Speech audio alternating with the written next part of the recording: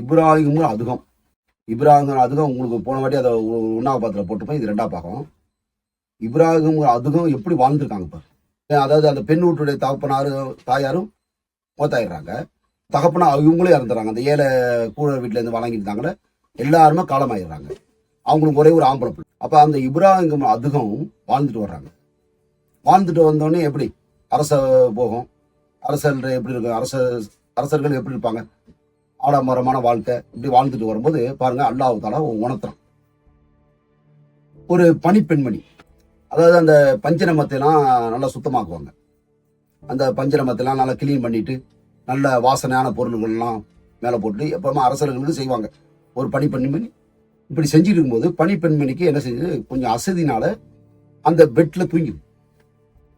இப்ராஹிம் அதுங்க வந்து பாக்குறாங்க அந்த பணிப்பெண்ணு அந்த பெட்ல தூங்கிட்டு. உடனே சாட்டை எடுத்து சவுக்கி எடுத்து அடிக்கிறாங்க. அடிச்சோடனே வலி பொறுக்க முடியாம அது அழுவுது. இப்ராஹிம் அதுகம் அவங்களோட மூஞ்ச பார்த்து சிரிக்குது.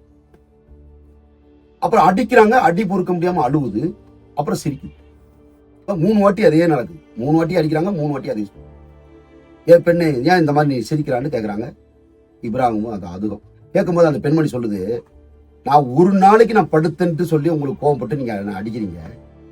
ஆழகாலமா நீங்க இந்த பஞ்சநமத்திலே நீங்க படுத்துட்டு இருக்கீங்களே, அல்லாஹ் உங்களுக்கு எவ்வளவு பெரிய தண்டனை தரப்போறான் அதை நினைச்ச உடனே எனக்கு சிரிப்பு வந்துச்சுங்க. இதை கேட்ட உடனே என்ன செஞ்சாங்க, சாட்டை தூக்கி கீழே அப்படியே கிடைச்சிடறாங்க. உனக்கு நான் விடுதலை செஞ்சிட நீ போயிரு, உனக்கு நான் விடுதலை செஞ்சிட நீ போயிரு. பாருங்க அல்லாஹ் தஆலா உணர்த்துறான் பாருங்க, முத உணர்த்துறான். உடனே அந்த போய் என்ன செய்றாங்க, தூங்குறாங்க, படுக்கிறாங்க, தூக்க வர மாட்டாங்க. மேல டம்மு டம்முன்னு சத்தம் கேட்குது. யாரு?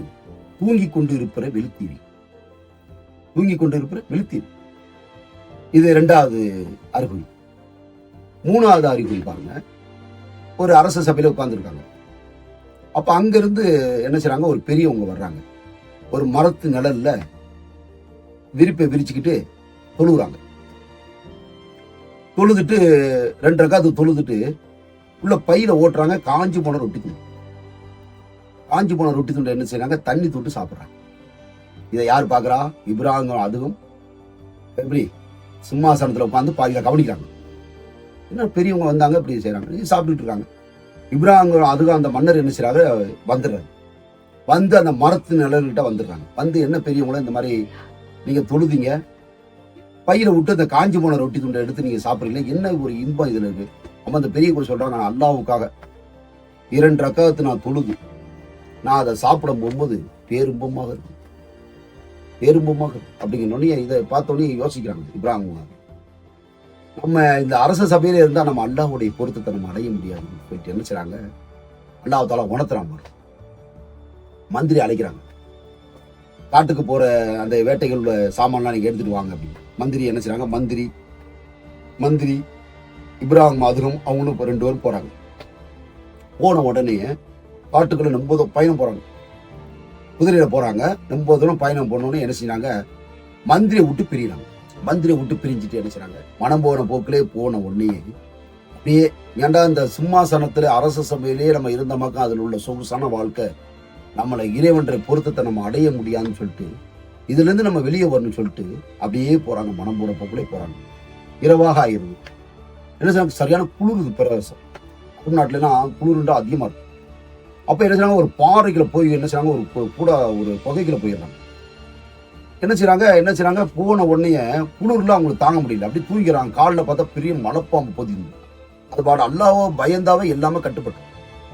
எந்த மனிதன் ஒரு அல்லாஹ்வுக்காக பயந்து வாழ்றாங்களோ எல்லாமே அடிபட்டு. இந்த மலைப்பாம்பு கீழே அப்படியே அது பாட்டில் போயிடுச்சு. இப்படியே வாழ்ந்துட்டு வர்றாங்க. இப்ராஹிம் அதுகம்ங்கிறவர்கள் பெரிய அல்லாஹ்வுடைய நேசத்தை பெற்றோம். அப்படியே வாழ்ந்துட்டு வரும்போது அவங்க மனைவி வந்து கூப்பிடுறாங்க, அவங்க குழந்தை வந்து கூப்பிடுது, வாங்க நம்ம அரசு சபைக்கு போயிடலாம். இல்ல நீங்க போயிருங்க, நான் அல்லாஹ்வுடைய ஒரு அடையணும்டா நான் இதை விட்டு நான் வெளியே வரணும். இப்ராஹிங்கிற மன்னர் பாருங்க எவ்வளவு அழகான முறையில் வாழ்ந்தாரு பாருங்க, அரசர். அப்படியே வரணும். அவங்களுக்கு ஒரு பையன் ஒன்று இருக்காப்புல, அந்த அல்லாஹ்வுடைய ஒரு நினைப்புலயே அவர் காலத்தை அப்படியே கழிச்சிட்டு போறாரு. அல்லாஹ் ஒருத்த மனிதனை நாடிட்டானாக்க யாராலையும் தடுக்க முடியாது. இறைநேசர்கள்லாம் எப்படி பாருங்க, கோடி கோடி சொத்து இருந்தது. அல்லாஹ் தஆலா அப்படியே செஞ்சு மாத்தினாங்க. அஸ்ஸலாமு அலைக்கும்.